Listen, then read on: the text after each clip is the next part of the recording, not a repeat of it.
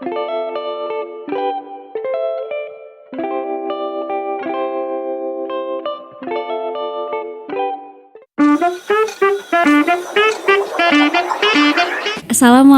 warahmatullahi wabarakatuh. Selamat siang Sobat KBP. Senang sekali kita bisa kembali menyapa Sobat KBP di acara podcast KBP pada tanggal 21 Mei 2026. Nah, pada kesempatan kali ini kita akan membahas topik yang sangat menarik, yaitu tentang kenali hipertensi, silent killer yang sering diabaikan. Nah, pada kesempatan kali ini kita sudah bersama narasumber yang sangat hebat, yaitu Dr. Rangga Novandra, spesialis penyakit dalam. Selamat pagi, Dokter. Selamat pagi, Dok. Gimana, Dok? Sehat, Dok? Sehat, alhamdulillah. Sehat. Oke. Dokter, terima kasih banyak ya, Dok, telah bersedia hadir bersama kita di acara podcast KBP. Ya. Nah, mungkin teman-teman semua di sini sudah tidak sabar nih tentang hipertensi dan juga tanya jawab dengan Dr. Rangga. Mungkin kita bisa langsung mulai saja ya, Dok ya. Boleh. Oke. Dokter, mungkin di sini banyak juga nih Dok, sobat-sobat KBP yang sudah sering nih mendengar kata hipertensi. Nah, sebenarnya hipertensi itu apa sih, Dok? Dan kenapa ya, Dok, bisa disebut sebagai silent killer? Oke. Jadi terkait dengan hipertensi mungkin kita bilang sebagai tekanan darah tinggi ya, Dok ya. Jadi sebetulnya hipertensi atau tekanan darah tinggi itu menurut dari organisasi jantung di Amerika atau AHA itu merupakan suatu kondisi di mana tekanan darah itu melebihi nilai normal. Yang maksudnya nilai normal ini adalah lebih dari 130/80. Jadi ada perubahan paradigma, Dok. Jadi dulu itu memang sebelum di 2025 dikatakan bahwa hipertensi itu tensinya itu lebih dari 140/90. Iya, betul, Tapi Dok. di 2025 di organisasi Amerika itu sendiri mengatakan bahwa diturunkan dari batas bawahnya. Jadi lebih dari 130/80 itu sudah kita mulai bilang dengan hipertensi. Nah, tadi dokter bilang kenapa sih dibilang dengan silent killer? Memang hipertensi itu sebenarnya dibilang silent killer karena memang dia sebetulnya gejala karakter atau gejala spesifiknya itu nggak ada. Jadi tiba-tiba pasien bisa datang contoh ke gawat darurat dengan tiba-tiba sudah mengalami stroke atau serangan jantung. Jadi disebut dengan silent killer karena dia tiba-tiba bisa menyebabkan gejala yang mematikan. Dan gejala-gejala sebetulnya karakternya yang spesifik untuk terkait hipertensi sebetulnya nggak ada, Dok. Tapi kadang-kadang itu pasien tuh sering mengeluh kalau misalnya kayak sering nyeri-nyeri kepala atau tengkuk atau merasa cepat lelah. Itu juga mungkin merupakan suatu gejala awal dari hipertensi. Seperti itu, Dok. Oke, baik Dokter. Berarti tadi hipertensi itu batasnya di lebih dari 130/80 ya, Dok. Betul, ya. Soalnya kan biasanya orang baru berobat kalau 150, 160. Berarti sebenarnya di atas 130 sudah harus mulai berobat ya, Dok. Betul. Ya. Oke, baik, Dok. Nah, Dokter, kan tadi sudah dijelaskan ya, Dok, kalau misalnya silent killernya karena tidak ada gejala khasnya. Nah, sekiranya, Dok, apa saja sih, Dok, faktor resiko terjadinya hipertensi ini, Dok, atau tekanan darah tinggi ini, Dok? Oke. Jadi ini sangat penting terutama untuk sobat KBP ya. Betul. Jadi terkait dengan apakah kita beresiko terkait dengan hipertensi atau tidak. Jadi sebenarnya untuk faktor resiko itu, Dok, ada dua. ya, Ada Dok? memang yang memang tidak bisa dimodifikasi, artinya memang ya kita tidak bisa merubah. Contohnya kayak genetik. Misalnya orang tua terkena hipertensi. Mungkin anaknya juga memiliki resiko yang lebih tinggi terkait dengan hipertensi. Yang kedua, beberapa ras atau suku tertentu memiliki faktor resiko hipertensi yang lebih tinggi dibandingkan dengan yang lainnya. Yang ketiga, jenis kelamin. Itu juga merupakan salah satu faktor resiko yang memang tidak bisa kita modifikasi, artinya tidak bisa dirubah. Nah, yang penting untuk pada sobat KBP ini adalah yang bisa dimodifikasi. Yang pertama, contohnya kegemukan atau obesitas. Orang yang memiliki berat badan berlebih seperti overweight atau obesitas itu memiliki resiko hipertensi yang lebih tinggi dibandingkan dengan orang yang berat badannya normal. Yang kedua, rokok. Yang ketiga, contohnya adalah sedentary lifestyle, artinya orang yang kurang atau malas bergerak. Jadi salah satu faktor resikonya adalah olahraga yang berkurang, seperti itu, Dok. Yang keempat, mungkin terlalu banyak makan makanan yang memang bergaram tinggi atau gula tinggi, itu juga merupakan salah satu faktor risiko terkait dengan terjadinya hipertensi. Jadi kita sebagai petugas kesehatan atau tenaga kesehatan itu harus gemar untuk melakukan seperti penyuluhan terkait dengan bagaimana cara mencegah, terutama adalah faktor yang dapat dimodifikasi seperti itu, Dok. Oh, baik dokter. Jadi memang faktor resiko dari hipertensi itu banyak banget ya dok ya. Betul, Dok. Tapi yang perlu diperhatikan ini berarti yang dapat kita modifikasi ya dok. Ya. Oke baik dokter. Nah tadi dokter tadi sudah sempat menyebutkan dok terkait tadi ya kegemukan, obesitas, merokok, kemudian sedentary lifestyle sama makanan yang terlalu bergaram ataupun berlemak ya dokter. Nah mungkin dokter punya saran dok terkait pola makan yang seperti apa sih dok yang bisa meningkatkan resiko hipertensi ataupun yang bisa menguranginya dokter. Oke. Karena pasti jadi banyak pertanyaan nih dok. Betul, Dok. Jadi sebetulnya terkait dengan makan makanan yang memiliki resiko hipertensi adalah satu, tinggi garam. Jadi sebetulnya kenapa sih biasanya saya akan menganjurkan di poli itu hindari garam yang berlebih. Karena ternyata garam itu kalau kita makan berlebihan itu akan meningkatkan resiko dari cairan akan berlebihan dan tidak bisa dikeluarkan oleh tubuh. Yang kedua, apabila garam yang berlebihan itu dia akan meningkatkan hormon-hormon yang ada di dalam tubuh kita sehingga pembuluh darah kita yang tadinya elastis itu akan menjadi keras. Nah, pada saat pembuluh darah keras, mau tidak mau pompa jantung akan semakin meningkat. Akibatnya terjadilah hipertensi. Jadi, bagaimana cara mengatasinya? Yakni makan makanan satu yang tinggi serat. Yang kedua, hindari makan makanan yang bergaram tinggi. Yang ketiga, hindari makanan yang memiliki gula atau karbohidrat tinggi. Karena ternyata dengan peningkatan kadar gula atau makanan yang kita makan mengandung gula tinggi, itu juga memiliki resiko hipertensi yang tinggi.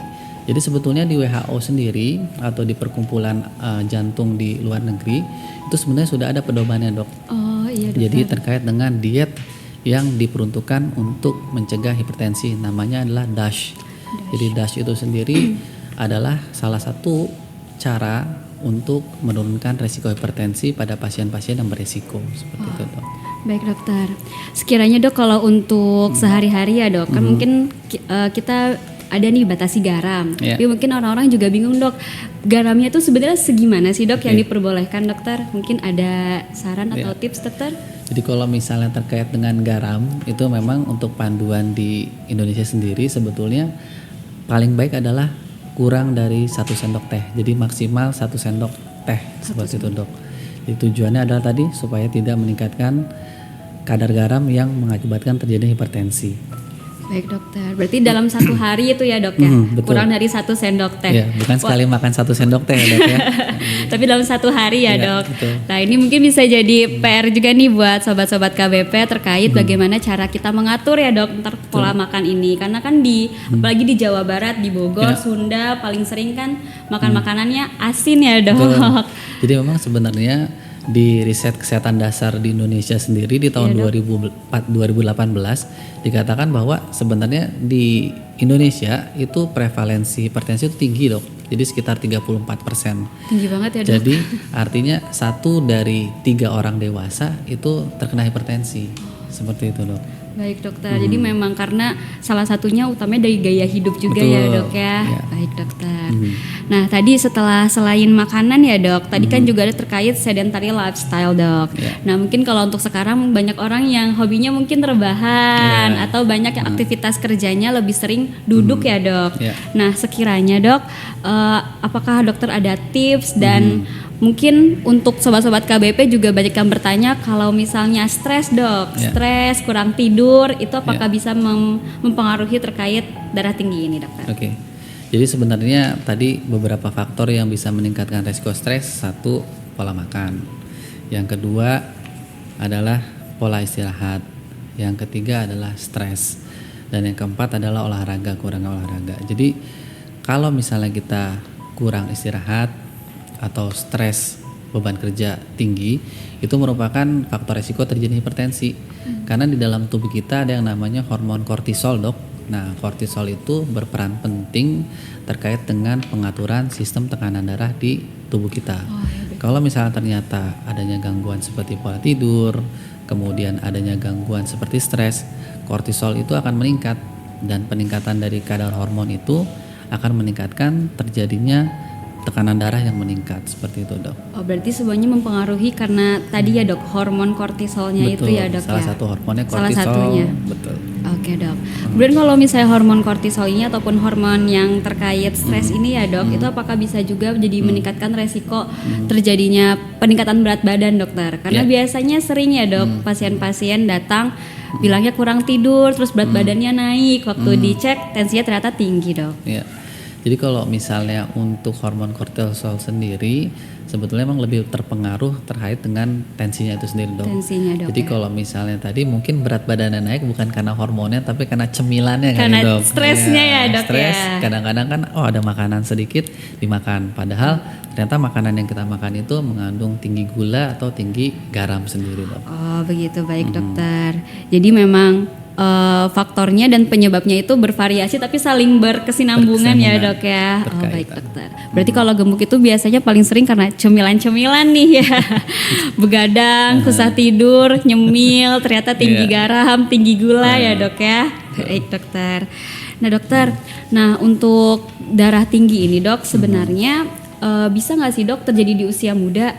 Dan biasanya itu penyebabnya apa ya dok? Karena banyak juga dok yang masih muda tapi ternyata waktu dicek tensi 150, 160, nah itu bagaimana dokter? Ya. Jadi sebenarnya hipertensi itu sekarang udah bergeser dok. Dulu mungkin 40 ke atas itu tinggi, tapi sekarang bergeser nih ke di poli aja sendiri bahkan usia 25 atau 30 udah cukup sering ada ditemukan ada hipertensi. Ya, dok, ya. Jadi sebenarnya hipertensi itu kan dibagi jadi dua dok. Ada yang hipertensi primer, itu biasanya akibat dari memang mungkin faktor genetik atau keturunannya yang lebih penting atau lebih besar dominannya. Yang kedua itu ada yang namanya hipertensi sekunder. Jadi hipertensi sekunder itu hipertensi akibat dari penyakit lain. Contohnya kayak kelebihan hormon atau misalnya gangguan ginjal. Nah, biasanya kalau usia 30 ke bawah itu kita harus cari tahu penyebab pertama dari hipertensinya apakah dari yang lain atau tidak.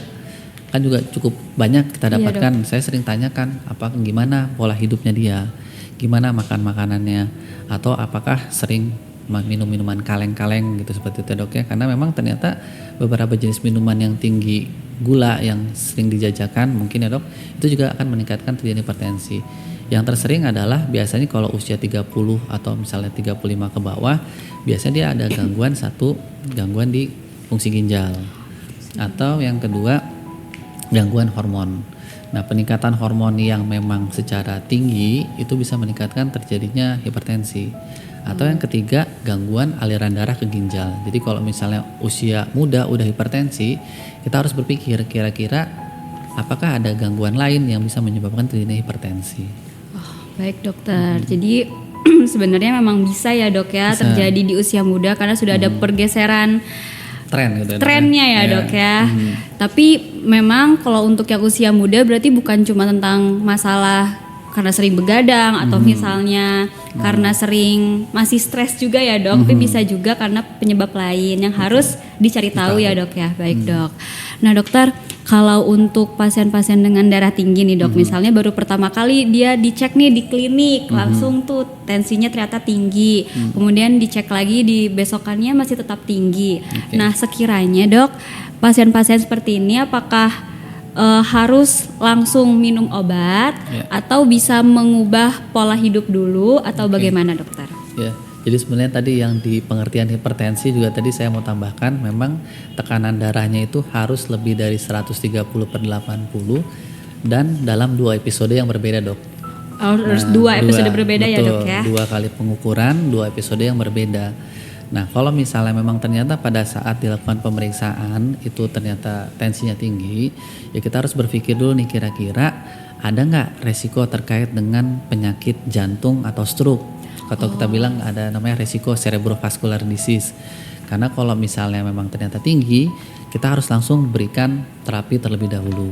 Nah, memang kalau misalnya ternyata memang pada saat dilakukan pemeriksaan tensinya tinggi 2 kali pemeriksaan dalam 2 waktu yang berbeda, itu memang dari panduan yang terbaru kita harus langsung berikan obat antihipertensi. Seperti itu dok. Betul.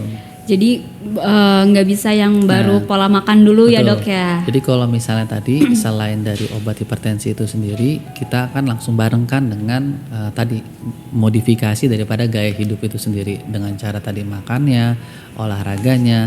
Nah makanya tadi kita akan harus memperhatikan bagaimana faktor resiko terjadinya serangan jantung, stroke pada pasien tersebut gitu dok. Oh baik dokter.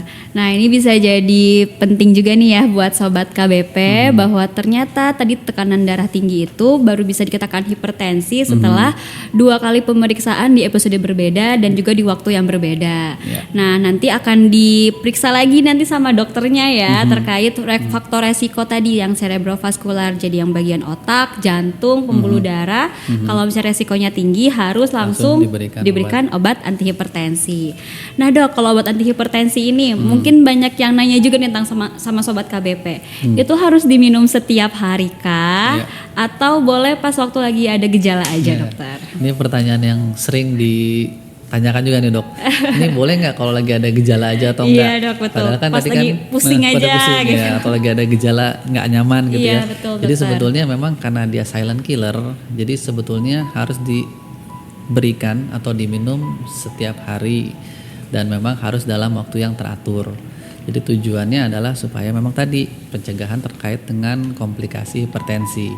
Dan memang kalau pada kasus seperti ini, banyak juga tuh dok yang nanya dok ini nggak apa-apa dikasih seumur hidup. Iya, betul, Ibaratnya, dok. Dok ini saya minum 2 atau 3 obat hipertensi, jangan-jangan ginjal saya yang rusak. Betul, dok. Pasti Banyak pertanyaan nanya seperti kayak itu, gitu ya. dok, iya dok. Jadi kita memang harus bisa menjelaskan bahwa sebetulnya obat-obatan ini sangat bermanfaat untuk pencegahan terjadinya serangan jantung, gangguan fungsi ginjal ataupun serangan stroke seperti itu dok.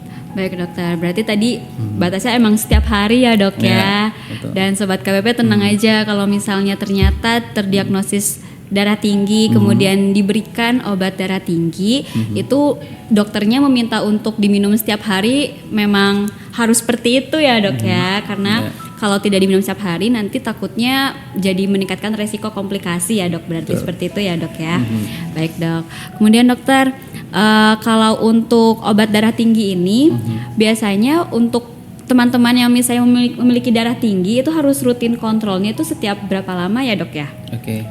Jadi sebetulnya terkait dengan kontrol rutinnya, jadi minimal sih sebetulnya kalau sudah terdiagnosis 1 bulan sekali. 1 bulan Jadi sekali ya dok. tergantung dari apakah ada komplikasi lain yang menyertai. Contohnya kalau misalnya memang ternyata ada diabetes atau ada stroke, mungkin harus lebih cepat daripada 1 bulan. Tapi kalau misalnya ternyata udah kontrol rutin 1 bulan sekali, tiba-tiba ada gejala, misalnya contohnya yang tadinya seperti biasa kok tiba-tiba lemes sesisi atau tiba-tiba bicaranya jadi menjadi pelo, itu nggak perlu harus 1 bulan, tapi dia bisa langsung ke vaskes terdekat atau ke layanan IGD dok, seperti itu. Baik dokter, jadi memang rutinnya 1 bulan sekali atau tergantung komplikasinya ya dok ya. Betul. Dan kalau ada tadi tanda-tanda bahayanya ya, salah satu Iya. udah disebutkan nih tadi Oh, iya. tentang lemas di sisi tubuh, Iya. terus bicaranya pelo, nah itu harus langsung ke IGD. Betul. Nah dokter, mungkin tadi kan sudah sempat disebutkan juga ya dok, kalau misalnya ternyata sekarang trennya ini udah ke arah usia muda nih dok. Nah sebenarnya kapan sih dok kita ini harus screening tekanan darah dokter? Oke. Jadi terkait dengan screening tekanan darah, sebetulnya sih untuk panduannya saat ini belum ada yang memang mengatakan kapan. Oh, Tapi gitu, kalau untuk usia memang di 40 tahun ke atas itu baiknya kalau tidak memiliki faktor resiko minimal 1 tahun sekali. Tapi kalau misalnya ternyata dia memiliki resiko, mungkin harus lebih cepat, bisa 3 bulan atau bisa 6 bulan. Atau yang ketiga, kalau misalnya ternyata ada gejala, itu langsung dilakukan screening terkait dengan hipertensinya dok. Oh baik dokter, jadi memang kalau untuk screening ini juga sama ya dok ya, bergantung juga terhadap kondisi pasiennya. Ada yang tapi utamanya sih di atas 40 tahun ya dok ya. Iya. Atau misalnya ada gejala nanti disesuaikan apakah perlu 1 tahun sekali kah, 3 bulan sekali kah, atau 6 bulan sekali. Seperti itu ya dok ya. Betul. Oke. Baik dokter, ini sepertinya sudah banyak nih dok pertanyaan-pertanyaan dari sobat KBP karena kan materinya sangat menarik ya dok tentang hipertensi. Nah mungkin dari sobat KBP sekarang saya buka sesi pertanyaan untuk dokter Rangga. Ya dok, ada yang bertanya nih dok dari Tata. Dok, saya hipertensi 200/100, denyut nadi 55. Apa harus rawat inap, Dok? Oke, baik dokter. Ini kayak kasus IGD ya dok ya. Jadi di sini sobat KBP-nya ada riwayat tekanan darah tinggi di 200/100, kemudian nadinya di 55. Nah pertanyaannya sekiranya kalau kondisi seperti ini apakah perlu rawat inap dokter? Oke. Jadi kalau udah di atas 180/120 itu mau 200/100 atau 150/120 itu wajib segera harus lakukan kunjungan ke fasilitas kesehatan terdekat. Oke, baik, karena itu yang dinamakan dengan krisis hipertensi atau kegawat daruratan dalam hipertensi. Nanti dokter akan melihat apakah ada target organ damage atau organ yang diserang atau tidak. Kalau misalnya ternyata dia masih dalam kondisi yang tidak ada organ yang diserang, itu diobservasi terlebih dahulu. Mungkin misalnya 6-12 jam. Pada saat tensinya sudah diturunkan, maka kalau tidak ada organ yang diserang itu mungkin bisa rawat jalan. Baik, tapi dokter. kalau misalnya tiba-tiba datang 200/100, tiba-tiba ada kayak sakit dada atau misal satu sisi atau kebas-kebas, itu baiknya diturunkan. Artinya kan berarti ada target organ yang memang diserang seperti itu dok. Dan penurunannya pun harus lebih agresif Baik dokter. bila dibandingkan dengan yang tidak ada target organ yang diserang. Baik dokter. Berarti memang kalau misalnya udah ada tensi tinggi harus langsung ke rumah sakit atau ke fasilitas kesehatan terdekat ya dok. Dan nanti kalau untuk rawat inapnya nanti tergantung Bu, berarti ya tergantung dari hasil pemeriksaannya apakah ada target organ yang mengalami kerusakan atau kegagalan atau tidak gitu ya dok ya. Baik dokter. Berarti harus diobservasi dulu ya dok kalau misalnya ke IGD ya dok. Iya. Kalau observasi itu berarti biasanya berapa lama dok? Jadi tergantung sih kalau gitu dok, biasanya sih 6-12 jam. Sampai 12 jam ya dok ya. Baik dokter. Bagaimana, apakah sudah menjawab pertanyaannya? Ya, Dok. Oke. Kami ada pertanyaan lagi, Dok, dari Melodive. Aku pasien RSKBP, tensi 145/90. Apa harus minum obat penurun darah, Dok? Baik, oke. Terima kasih Sobat KBP atas pertanyaannya. Nah ini dok, ini ternyata pasien dari KBP dok. Tensinya di 145/90, kemudian pertanyaannya apakah harus minum obat penurun darah? Ya. Kalau dari tadi yang pertama kita jelaskan hipertensi itu di atas 130/80, artinya ini sudah tergolong ke dalam hipertensi. Seperti itu. Dan memang kita lihat dulu apakah ini udah baru satu kali atau yang udah ke beberapa kali. Kalau misalnya udah lebih dari 2 kali, memang harus diberikan pengobatan dok. Karena memang sekarang itu trennya adalah semakin cepat kita obati, semakin cepat target dari tensinya tercapai, resiko terjadinya komplikasi itu akan menjadi lebih rendah. Jadi kalau ditanya apakah harus diobati, memang kalau untuk 145/90 diobati dok. Harus diobati berarti ya dok ya. Karena tadi teman-teman sebagai judul kita juga hari ini adalah silent killer dari hipertensi. Jadi meskipun dari Sobat KBP tidak ada gejala, kemudian juga tidak ada pusing-pusing atau misalnya tadi ya lemas di sisi tubuh atau nyeri tengkuk, tapi kalau ternyata ketika dicek di 2 kali waktu berbeda ternyata tensi di atas 130/80, maka harus dilakukan pengobatan tekanan darah tinggi. Begitu ya dok ya. Oke. Semoga menjawab ya. Baik dok, sekarang mungkin kita buka lagi ya dok ya sesi pertanyaan selanjutnya. Ya, Dok. Ada pertanyaan, Dok, dari Kang Iwan. Saya sering rawat jalan dan dikasih obat Ramipril, cuman obatnya udah nggak dikonsumsi lagi. Apakah aman, Dok? Oke dokter, ini berarti tentang kepatuhan pengobatan ya dok ya. Ini Sobat KBP-nya mengonsumsi Ramipril, kemudian sudah sempat nih dok tidak diminum. Nah ini apakah aman atau tidak? Nah mungkin saya juga ingin menambahkan dok, biasanya di kasus-kasus di klinik atau di IGD ya dok yang saya temukan, ini pasiennya ketika sudah lama tidak mengonsumsi, suatu saat ada keluhan pusing, nah ini nanti akan beli obat sendiri dok di apotek dengan obat yang sebelumnya dikasih dokternya gitu. Nah sekiranya kalau seperti ini bagaimana dokter? Ya. Jadi terkait tadi kalau misalnya menghentikan obat secara mendadak atau tanpa konsultasi dengan dokter, sebaiknya jangan dilakukan. Baik, Karena Dok. khawatirnya akan terjadi rebound. Jadi kalau misalnya tadinya sudah terkontrol, tiba-tiba lepas obat, resikonya akan mendadak tinggi dan resikonya mungkin bisa yang terberat adalah pecah pembuluh darah. Jadi kalau misalnya kondisinya seperti tadi yang ditanyakan, harusnya diberikan kembali. Nah sebenarnya kan dikatakan, pasti banyak yang nanya sebenarnya target tekanan darahnya berapa sih dok? Iya betul dokter. Ya jadi sebenarnya kalau untuk hipertensi ini belum ada panduan yang benar-benar mengatakan berapa tekanan darah yang harus dicapai. Tapi dikatakan bahwa di 120 ke bawah itu sudah bagus untuk tekanan darah yang di atas, dan yang diastolnya itu di bawah 80. Jadi sebisa mungkin mendekati nilai daripada 120 ke bawah itu sendiri. Tapi pada beberapa populasi, contoh misalnya pada geriatri atau pada lansia, itu mungkin ada sedikit toleransi. Jadi artinya agak sedikit lebih tinggi dibandingkan dengan orang dewasa biasa, itu diperbolehkan. Karena beberapa kasus, kemudian juga memang dari pengalaman klinis, kalau kita terlalu turunkan, biasanya pada populasi lansia atau populasi di atas 60 itu merasa kayak lemes atau kayak kelayangan gitu dok. Iya benar dok, suka banyak tuh kasusnya di IGD ya dok. Betul. Jadi kalau kita kayak gitu kayak kita permisif lah ibaratnya, jadi nggak terlalu sesuai tapi tidak juga tinggi seperti itu. Oke baik dokter, berarti itu tadi ya kalau misalnya tidak jarang diminum itu tidak boleh dan memang harus diminum, tapi sebaiknya harus dikonsultasikan kembali lagi ya dok ke dokternya, jadi gak boleh ya dok beli langsung di apotek ya dok. Iya. Oke, semoga menjawab ya.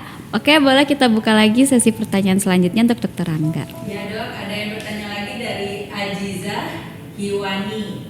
Buah dan sayuran apa yang bisa menurunkan hipertensi dok? Oke, baik, terima kasih banyak Sobat KBP atas pertanyaannya. Nah ini berarti tentang tips dok. Iya. Tips buah dan buah dan sayur apa aja sih dok yang sekiranya bisa menurunkan tekanan darah dokter? Jadi sebenarnya sih kalau secara garis besar, jadi kita harus meningkatkan intake dari kalium, karena kalium itu dapat menurunkan kadar natrium, dan memang kalium itu sangat banyak didapatkan di buah dan sayuran. Jadi sebenarnya kalau untuk secara spesifik untuk buah atau sayur sebenarnya sih nggak ada dong. Oh nggak ada. Betul, ya dok ya. nggak ada spesifiknya. Tapi kalau misalnya itu kita tinggal nanti search kira-kira kalium itu banyaknya di mana. Contoh kayak di pisang atau di alpukat, atau misalnya contoh kayak timun. Itu memang beberapa buah dan sayur yang cukup baik digunakan untuk meningkatkan kadar kalium dan nantinya akan menurunkan daripada tekanan darah itu sendiri dok. Oke baik dokter. Jadi kalau untuk sebenarnya buah dan sayur apapun itu sebenarnya bagus ya dok untuk menurunkan tekanan darah. Tapi yang utamanya mungkin bisa nih sobat-sobat KBP tadi pisang, timun, alpukat ya dok, yang memang kadar kaliumnya ini tinggi karena dia bisa membantu menurunkan kadar natrium yang ada di garam ya dok ya. Betul. Baik dokter.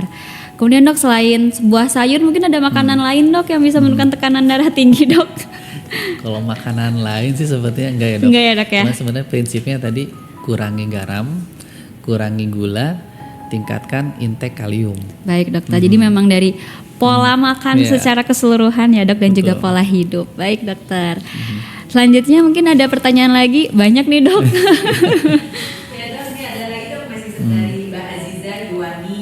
Oke Mbak Aziza. Menyusui, aman tidak kalau minum obat tiap hari?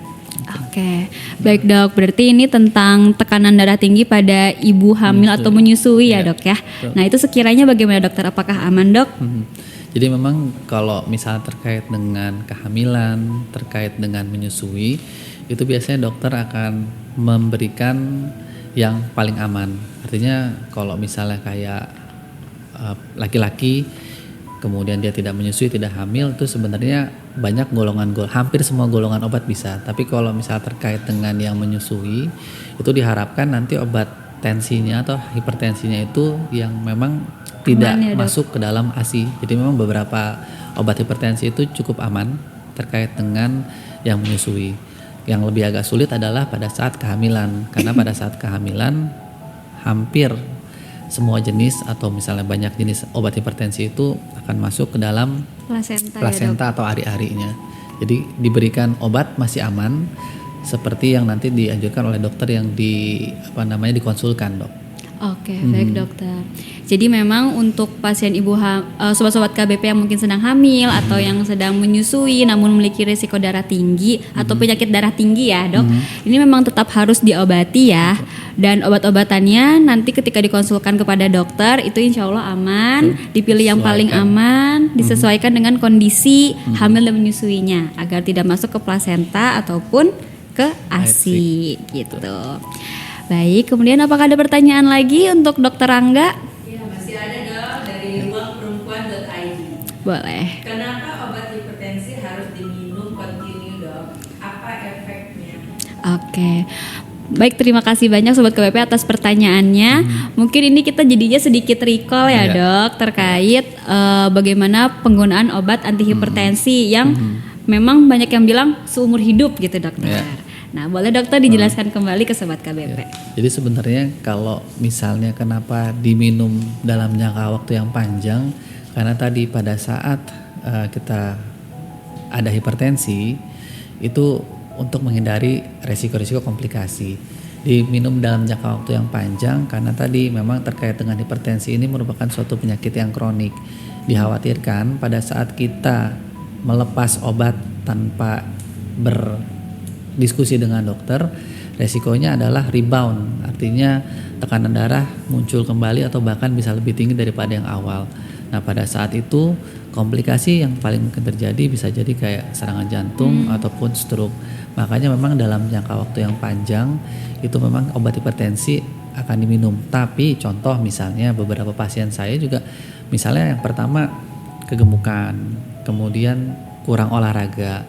Nah kan tadi seperti yang saya bilang kita bisa berikan obat plus gaya hidup. Ternyata jangan-jangan setelah dia perbaiki gaya hidupnya, makannya dibetulin, kemudian kayak berat badan diturunkan, itu pun akan menurunkan daripada tensi. Jadi harapannya masih mungkin. Jadi artinya belum tentu pasien hipertensi itu minum obat seumur hidup. Oh, seperti begitu, itu. dokter. Jangan-jangan dengan dia contohnya kayak hidupnya diubah, lifestyle-nya itu juga bisa menurunkan tekanan darah seperti itu. Oke, baik dokter. Jadi memang kalau untuk seumur hidup ini adalah utamanya untuk mengontrol ya dok, mengontrol dari tekanan darahnya. Tapi sekiranya ketika sudah mengubah pola hidup, kemudian mengubah pola makan, ternyata tekanan darahnya selalu normal ya dok, yang kurang dari 120/80 ini berarti bisa jadi tidak perlu minum obat darah tinggi lagi ya dok ya. Yang penting jangan mendadak, biasanya akan kita turunkan dulu secara perlahan. Oh iya, baik dokter. Jadi nggak boleh langsung stop gitu ya dok ya. Oke. Karena banyak juga dok yang pasien-pasien misalnya di IGD ya berobat, ketika ditanya riwayat penyakit sebelumnya, ternyata mereka ada darah tinggi, tapi memang setelah berobat berkali-kali tensinya normal gitu. Betul. Berarti itu hipertensi terkontrol ya dok ya. Karena kita bilang kan hipertensi ada yang terkontrol dengan obat, ada yang terkontrol dengan diet. Oh iya, baik dokter. Nah gitu ya, jadi gak boleh ada yang takut lagi nih terkait untuk minum obat antihipertensi. Justru kita harus lebih takut komplikasi dari hipertensinya. Oke, mungkin boleh ada lagi pertanyaan untuk dokter Rangga? Ya dok, ini pertanyaan terakhir dok dari ruangperempuan.id juga. Apakah obat herbal bisa menggantikan obat dokter? Oke, terima kasih banyak Sobat KBP atas pertanyaannya. Ini cukup menarik sih dok, tentang obat herbal. Ini mungkin banyak juga sih dok obat-obat herbal yang katanya bisa nurunin tekanan darah. Nah sekiranya ini aman gak dok dan apakah disarankan? Jadi sebetulnya terkait dengan obat herbal juga memang penelitiannya mungkin sudah cukup banyak, tapi memang tidak sebanyak dengan obat-obat hipertensi yang sudah ada saat ini. Jadi sebetulnya pertanyaan apakah bisa menggantikan? Kalau untuk saat ini sebetulnya tidak bisa menggantikan, tetap dengan obat antihipertensi. Karena mungkin obat herbal itu dia bermanfaat dalam jangka waktu yang pendek, tapi kita nggak tahu jangka waktu panjang apakah dia akan mengenai ginjal ataupun organ-organ hati sebagai penyaring daripada obat herbal itu sendiri. Jadi kalau dari saya memang terkait dengan hipertensi baiknya sih memang obat-obatan yang sudah ada penelitiannya dalam jangka waktu panjang, Dok, seperti itu. Oke, baik dokter. Jadi tadi ya terkait obat herbal berarti jawabannya tidak bisa menggantikan obat hipertensi yang sudah ada saat ini, karena tadi masalahnya sebenarnya kalau obat herbal kan kita kalau beli obat herbal kita kurang tahu juga ya dok Ya. tentang komposisinya gitu ya, kemudian cara pembuatannya dan juga bukti ilmiahnya Ilmiahnya. juga ya dok terkait efektivitas dari obat tersebut. Jadi memang lebih aman untuk dikonsultasikan dulu Ya. ke dokternya, karena saya pernah dapat kasus dok pasiennya emang darah tinggi dan sakit gula ya dok. Oke. Kemudian dia rutin minum rebusan daun kelor. Jadi dia beli ya dok, beli rebusan daun kelor. Nah ternyata waktu masuk IGD keluhannya nyeri perut. Waktu dicek lengkap ternyata fungsi dari hatinya itu sampai 1.200 sampai 2.000 gitu. Jadi kan gagal Gagal hati ya hati, dok ya. ya. Betul. Nah itu takutnya efek sampingnya seperti itu. Jadi memang harus dikonsultasikan dulu ya dok ya. Ya. Oke. Mungkin karena ini sebenarnya masih banyak banget dok pertanyaannya, karena kan materinya sangat menarik ya dok ya. Tapi karena keterbatasan waktu, jadi kita cukupkan untuk sesi tanya jawabnya ya. Oke. Nah mungkin dokter sebagai penutup nih dok, dokter apakah ada pesan-pesan untuk sobat KBP terkait hipertensi ini? Kayak bagaimana harus kontrol atau tips and triknya dokter? Jadi terkait dengan hipertensi, jadi kita kan ada yang namanya Hari Hipertensi Sedunia ya dok ya. Betul. Jadi ini tanggal 17 Mei kemarin. Jadi untuk hipertensi ini merupakan suatu penyakit atau kondisi yang dapat dikontrol dan dapat dicegah. Jadi prinsipnya adalah pencegahan untuk terjadi hipertensi dengan cara satu, pola makan yang baik, yang kedua olahraga yang teratur, yang ketiga kendalikan stres dan juga pola istirahat. Dengan 3 tadi itu insya Allah hipertensi akan bisa kita hindari. Pun kalau misalnya ternyata kita menderita hipertensi, jangan takut berobat, jangan takut minum obat, dan jangan stop obat bila tidak berdiskusi dengan dokter. Karena dengan obat tersebut kita bisa menghindari komplikasi seperti jantung, stroke, ataupun gangguan-gangguan dari pembuluh darah. Mungkin itu dok. Oke, baik dokter.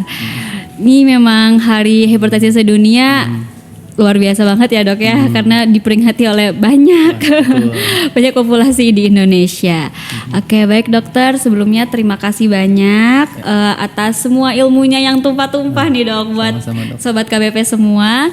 Semoga dokter sehat terus dan juga ilmunya ini bermanfaat untuk kita semua. Amin.